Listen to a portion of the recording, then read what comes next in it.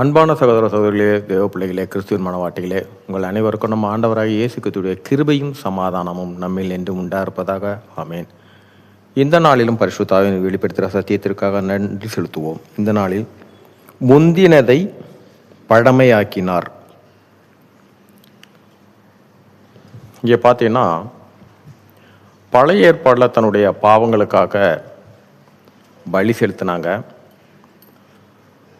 ஒவ்வொரு வருடமும் பலி செலுத்தினாங்க. அப்படி உள்ள காரியத்தின்படி அந்த பலி ஆடு மாடுகளுடைய இரத்தத்தினால் அந்த பாவத்தின் பலி விடுவிக்கப்பட்டது. அது பழைய ஏற்பாட்டுக்குள்ள பிரமாணம், நியாயப்பிரமாணம். நம்ம ஆண்டவராய் இயேசு கிறிஸ்து இங்கே ஒரு காரியத்தை சொல்லுகிறார். எபிரேயரில் பார்த்தீங்கன்னா 8ஆம் அதிகாரம் 13ஆம் வசனத்தில் ஆவியான ஏவுதலால் பவுல் இந்த வார்த்தைகளை ரொம்ப அழகாக வெளிப்படுத்துகிறாரு. எபிரேயர் 8ஆம் அதிகாரம் 13ஆம் வசனம். புது உடன்படிக்கை என்று அவர் சொல்லுகிறதுனாலே முந்தினதை பழமையாக்கினார். பழமையானதும் நாள் பட்டதுமாய் இருக்கிறது, உருவளைந்து போக காலம் சமீபத்தில் இருக்கிறது.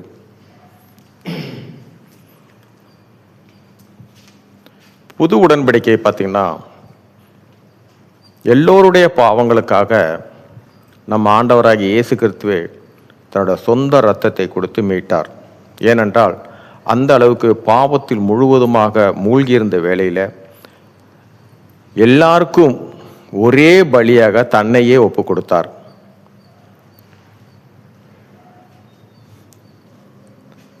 நாம் இப்பொழுது இந்த 40 நாள் இயேசு கிறிஸ்து பாடுபட்டார். அந்த பாடுகளின் மூலியமாக நான் துக்கம் அனுசரிக்கிறேன்.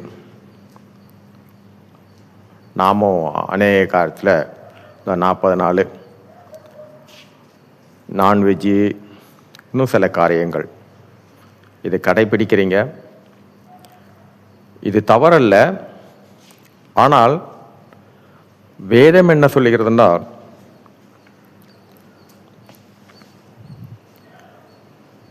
அந்த துக்கத்தின்படி இந்த 40 நாள் நம்மளுடைய துக்கத்தினால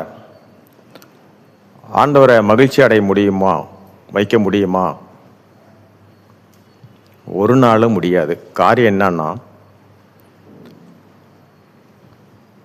இந்த புது உடன்படிக்கை என்பது முழுமையாக எல்லோருடைய பாவங்களுக்காக தன்னுடைய சொந்த குமாரனையே கொடுத்தார் பிதாவான தேவன். அதன்படி குமாரன் நமக்காக ஜீவனையும் கொடுத்தார். அதன்படியாக நம்ம மீட்கப்பட்டாச்சு. சந்தோஷமாய் இருங்கள், சந்தோஷமாய் இருங்கள் என்று வேத வார்த்தை. சந்தோஷமாயிருங்கள், கர்த்தருக்குள் சந்தோஷமாயிருங்கள். அவர் சொல்லுகிற காரியம் 40 நாள் காரியத்தின் மூலியமாக அந்த துக்கத்தை நானும் அனுபவிக்கிறேன் என்றால் அல்ல, நீங்கள் ஒரு விதத்திலும் துக்கப்படக்கூடாது என்றுதான் என் ஜீவனையே நான் கொடுத்தேன். என்னுடைய முழுமையான உங்களை நான் ரத்தத்தை கொடுத்து தான் உங்களை நான் மீட்டிருக்கிறேன். என்னை மகிழ்ச்சி அடைய வைப்பதும்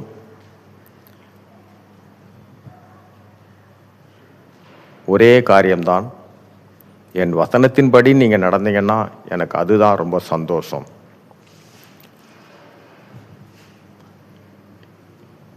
இந்த 40 நாள் காரியங்கள் இனி வரக்கூடிய நாட்களில், இதெல்லாம் ஒரு 30 வருஷத்துக்கு முன்னாடிலாம் இருந்தது.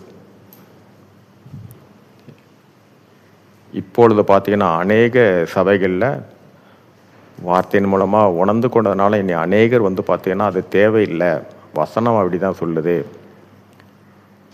நம்முடைய எல்லாருடைய பாவங்களுக்காகவும் இயேசு கிறிஸ்து நமக்காக சிலுவையில் ரத்தம் சிந்தினார் என்று. அதனால் பார்த்தீங்கன்னா இந்த காரியத்தில் ஒரு நாளும் நம் தேவனுடைய பாடுகளை சுமக்கணுன்னா அதில் 1% கூட 40 நாள் பிசாசா சோதிக்கப்படுவதற்கு கொண்டு செல்ல வேளையிலும் அந்த 40 நாளிலையும் சரி அவர் அடைந்த காரியம் ஏராளம், பாடுகள் ஏராளம். ஆனாலும் அதிலிருந்து 1% கூட நாம் படக்கூடாது என்று தான் தனக்காக தன்னுடைய இரத்தத்தையும் கொடுத்தார், ஜீவனையும் கொடுத்தார். அதனால் இந்த உபவாச நாட்களை குறித்து நல்ல விஷயம்தான், ஆனால் பிரயோஜனம் இல்லை. ஆண்டவர் ஒரே ஒரு காரியத்தில் மட்டும் தான் நம்ம மகிழ்ச்சி அடைய வைக்க முடியும். அது அவரோட வசனத்தின்படி நடக்கும்போது மட்டும்தான். சரி, இந்த காரியத்தில் யாரையும் குற்றப்படுத்தும்படியாக அல்ல, ஆவியான வெளிப்படுத்துகிற சத்தியத்தை மட்டும்தான். அப்படி உங்கள் மனசை நான் இந்த உபவாச நாட்களில் எதை வேதனைப்படுத்தியிருந்தால் மன்னிச்சிருங்க. ஏன்னா ஆவியானவர் கொடுக்குற வார்த்தைகள் மட்டும்தான் இங்கே. சரி, இந்த நாளிலும் பரிசுத்த ஆவியின் வெளிப்படுத்துகிற சத்தியத்திற்காக நன்றி செலுத்துவோம். இந்த காரியத்தின் மூலம் எல்லாவற்றிலும் மூவரிலும் ஒருவராக இருக்க தேவனே, உம்முடைய ஒருவருடைய நாமத்துக்கு மகிமை உண்டாவதாக. ஆமென்.